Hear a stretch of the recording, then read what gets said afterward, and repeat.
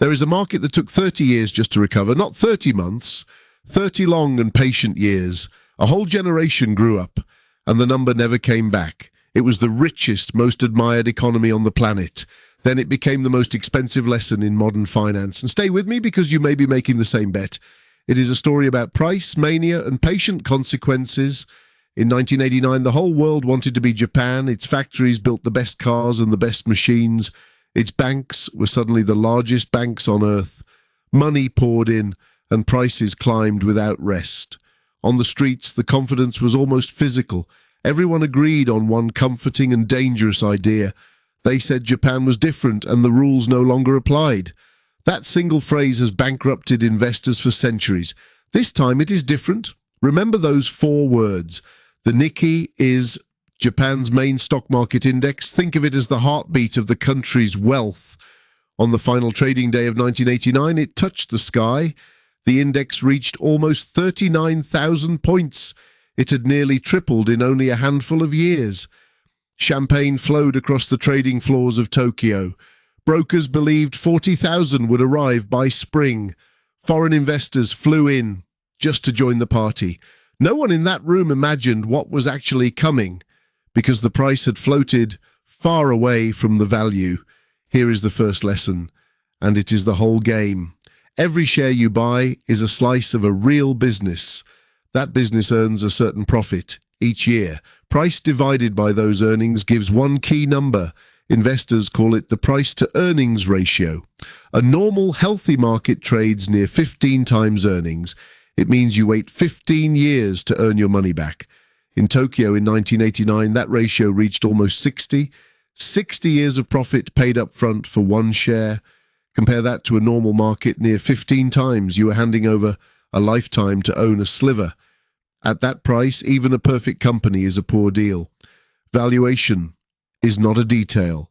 Valuation is the entire deal.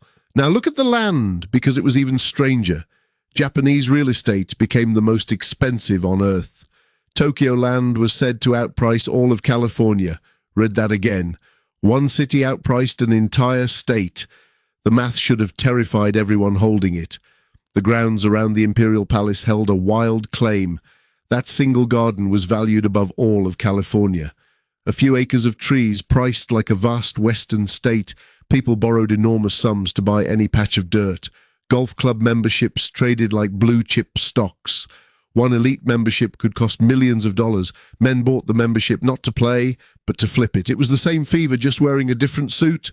Banks lent against land, then against the rising shares. Each loan inflated the next, a spiral feeding itself. And here is where the comfortable story turns cruel. Ordinary families poured their savings into the boom. They bought homes at prices 10 times their yearly pay. Some signed loans their grandchildren would still repay. Companies stopped building things and started speculating. They chased land and shares instead of better products. Everyone felt rich, and almost no one felt afraid. Fear is the one thing a bubble always burns away first. When everyone is certain, that certainty is the danger. Then, with no warning bell, the music simply stopped. In early 1990, the Nikkei began to slip downward. At first, the experts called it a healthy little pause. They called the dip a gift, a chance to buy more.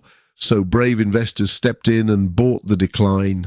This is the trap that swallows the confident whole. Buying a falling thing only works if it was cheap. At 60 times earnings, nothing here was ever cheap. So every buyer simply fed the fire with fresh fuel. Now meet the most patient force in all of markets. It is called mean reversion, and it always arrives. Prices that float too high are always dragged back down. Gravity in markets is slow, but it never gets tired. The Nikkei did not crash in one dramatic afternoon. It bled year after year like an open wound. Each spring brought hope, and each autumn took it back. By 1992, it had already lost more than half its value. Half the nation's paper wealth quietly evaporated. Land prices followed the shares straight off the cliff. That priceless Tokyo dirt lost most of its worth. The golf memberships became almost impossible to sell. The richest land on earth became a graveyard of loans. The same banks that fueled it now choked on bad debt. They gave this slow disaster a quiet, haunting name. History now calls it the lost decades of Japan. Not a lost month, not a lost year, lost decades. The banks were buried under loans that would never repay. Companies that survived stopped hiring an entire generation. Young workers found the ladder had simply been removed. Salaries froze in place and stayed there for years. Parents who felt wealthy watched their savings shrink. Prices fell, which sounds nice until you live inside it. When prices fall, people simply wait to buy tomorrow. And an economy where everyone waits slowly grinds down. The pain was not abstract. It was rent, jobs, and futures. Now here is the lesson almost everyone gets wrong. Japan was still a brilliant, hard-working, inventive country. Its trains still ran on time. Its factories still hummed. A great country can still be a terrible investment. The economy was strong. The price you paid was insane. You do not buy a country, you buy a price. A wonderful business at a foolish price is a foolish buy. Buffett and Graham hammered this point for 60 years. Price is what you pay. Value is what you actually get. In 1989, Japan's price and its value had divorced. Now think carefully about the market you hold today. Whenever a story says the old rules no longer matter, whenever a price is justified by hope instead of profit, whenever the crowd is certain the climb cannot end, you are standing exactly where Tokyo stood in 1989. The names change, the numbers change, the fever does not. Every generation discovers anew this time is different, and every generation pays the very same old tuition. The Dutch tulip, the dot-com stock, the Tokyo acre, different costumes, identical and very human mistake. How long did Japan's investors wait to break even? The Nikkei peaked at the end of 1989 and then fell.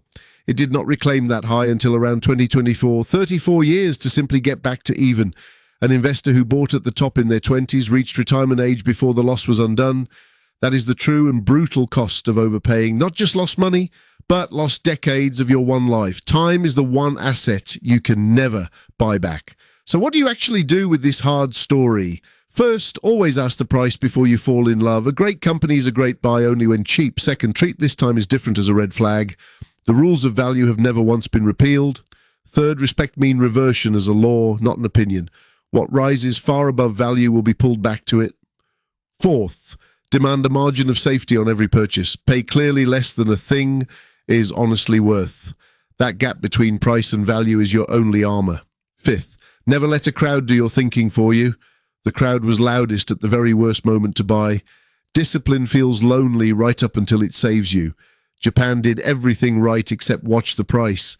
It built, it saved, it worked, and still it bled. Because no amount of greatness can rescue a foolish price.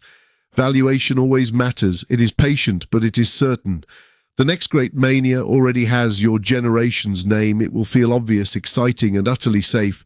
Just remember the market that took 30 years to recover, and let that long, quiet wait keep you honest about price.